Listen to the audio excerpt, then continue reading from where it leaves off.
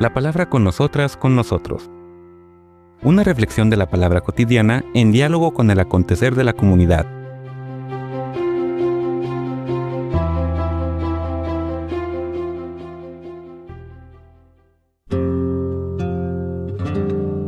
Hola, buenos días.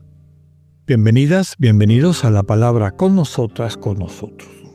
Pues ya hoy vamos a iniciar nuestra zambullida en el texto propio de la carta a los Efesios, carta de Pablo a los Efesios. Ya dijimos, muy probablemente no escrita por Pablo, pero sí por alguno de sus discípulos que trata de darle continuidad a su doctrina y también, desde luego, de actualizarla, de ponerla en términos propios de esta nueva comunidad naciente. Una comunidad, deseamos, cada vez más homogénea, más centrada en esta experiencia de sentirse un solo pueblo, un solo cuerpo. Vamos a iniciar hoy leyendo el saludo, que es bastante breve. Otra cosa que llama la atención, Pablo solía ser más extenso en lo que él ponía, y nos dice en estos dos primeros versículos cómo el autor saluda a los destinatarios. Pablo, apóstol de Cristo Jesús, por voluntad de Dios, a los consagrados de Éfeso, fieles a Cristo Jesús. Gracia y paz a ustedes de parte de Dios nuestro Padre y del Señor Jesucristo. Palabra de Dios. El inicio, tal como lo encontramos en todos los textos atribuidos a Pablo, inicia él presentándose su nombre, el nombre que adoptó. Recordemos que su nombre original era Saulo, y Paulo significa literalmente pequeño, que sobre todo con eso quiere subrayar el rol con el que se ve. Es apóstol de Cristo Jesús, enviado por Cristo Jesús, eso significa apóstol, pero ha preferido que se le conozca como el pequeño. Y este apostolado, esta misión que ha recibido, tiene su origen en la voluntad de Dios. El llamado a ser partícipe en un proyecto que Dios tiene para la plenitud de la humanidad, donde cada una y cada uno tiene una vocación y misión.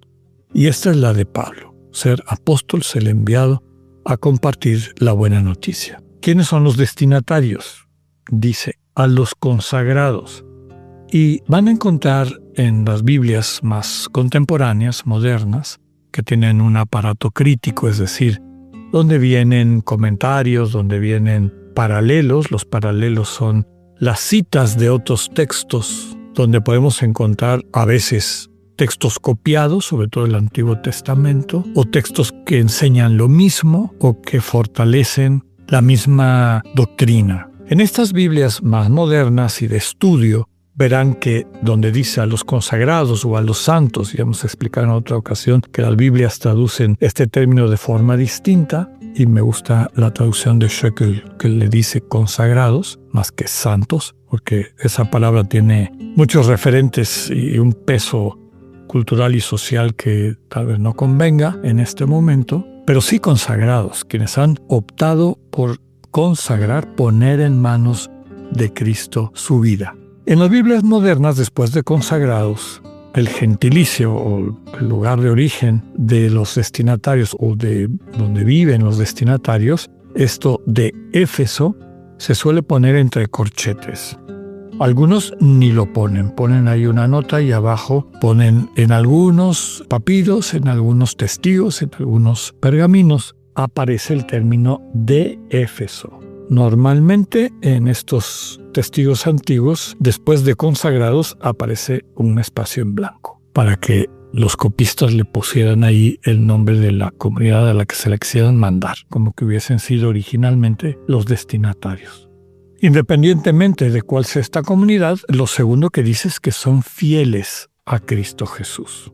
Es decir, que le tienen fe, con esa profundidad del término fe que hemos explicado muchísimas veces. Son personas que conocen al resucitado porque lo han encontrado. Para ellos, Cristo Jesús no es una idea, no es un concepto, no es una doctrina, es una presencia viva e interactuante con sus vidas. Y al mismo tiempo es alguien en quien confían, porque no siempre el entorno social, ni siquiera el personal, refleja los ideales que ese Señor Jesús, el resucitado, transmite. Por lo tanto, hay que creer que ese proyecto finalmente se va a consolidar y es hacia donde la humanidad y Dios está empujando la historia. son fieles a Cristo, le tienen fe a Cristo, es decir, son de los que nosotros creemos y sabemos que tú eres el Santo de Dios. Y para ellos el autor pide gracia y paz, dos términos también comunes, un saludo importante de la comunidad cristiana de la época, gracia y paz, es decir,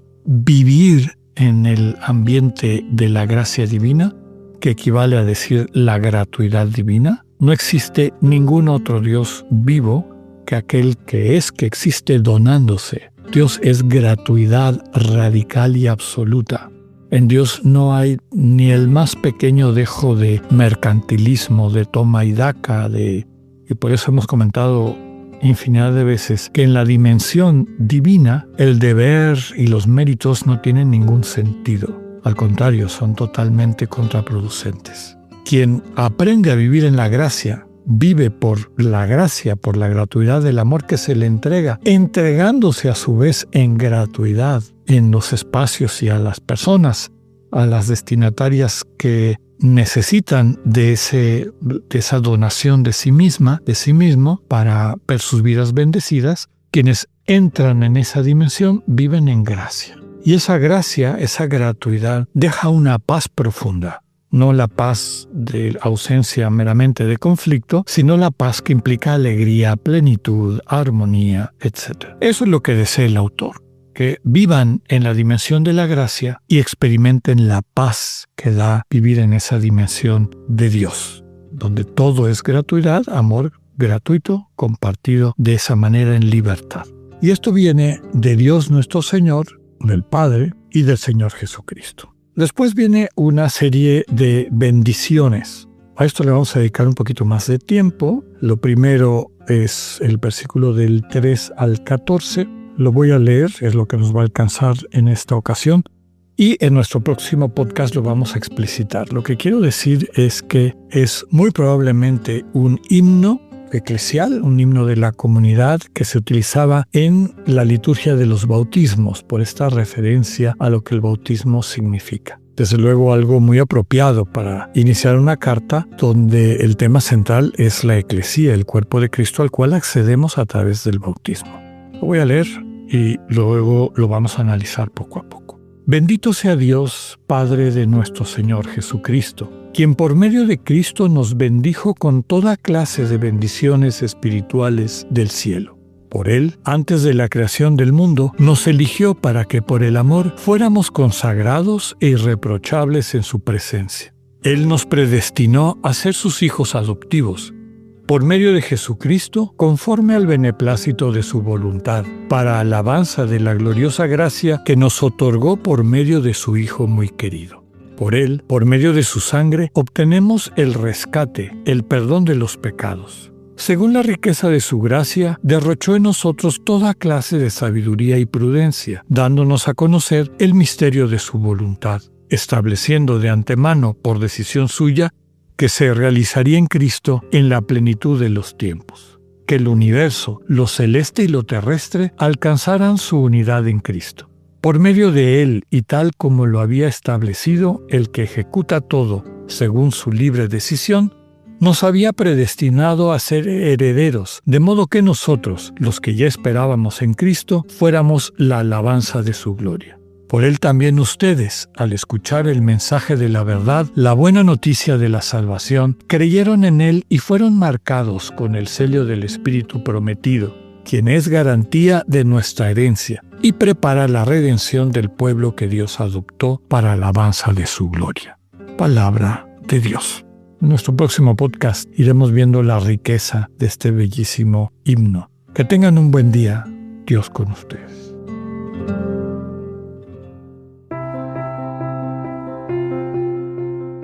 Acabamos de escuchar el mensaje del Padre Alexander Satirka. Escúchalo de lunes a viernes a las 8:45 de la mañana por Spotify o por radioiberoleón.com. Esta es una producción del ITESO, Universidad Jesuita de Guadalajara y Radio ITESO 95.1.